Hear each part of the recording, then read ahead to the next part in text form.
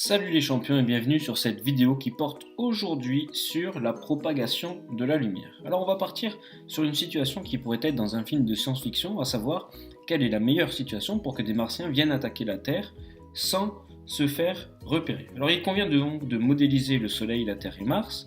Le schéma comme indiqué n'est pas à l'échelle. Et on voit bien que si l'on est dans une configuration où les trois astres ne sont pas alignés, les rayons lumineux émis par le Soleil arrivent sur la navette des Martiens et comme c'est un objet diffusant, elle renvoie la lumière dans toutes les directions, elle la diffuse, y compris la Terre, et les terriens peuvent donc voir la navette et la détruire.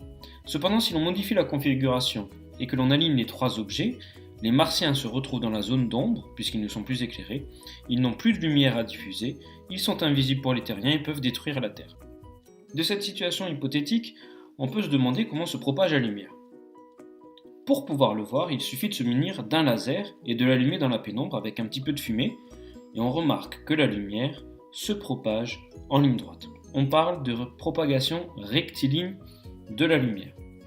Comme je vous l'ai dit, on ne voit pas le faisceau quand on n'a pas de fumée, puisque dans un milieu transparent, comme vous pouvez le voir ici sur la photo, eh bien, on ne voit pas le trajet de la lumière entre l'émetteur du faisceau et le point sur le mur.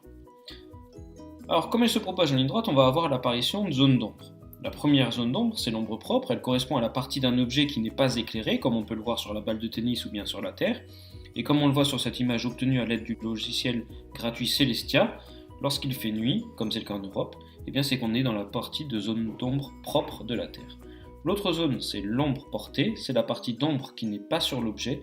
Elle se trouve ici sur le mur derrière la balle de tennis. C'est aussi dans cette partie que l'on se trouve lors des éclipses. J'espère que cette vidéo vous aura éclairé sur le sujet. N'oubliez pas que vous pouvez liker la vidéo, poster des commentaires ou des questions et vous abonner à la chaîne. A bientôt!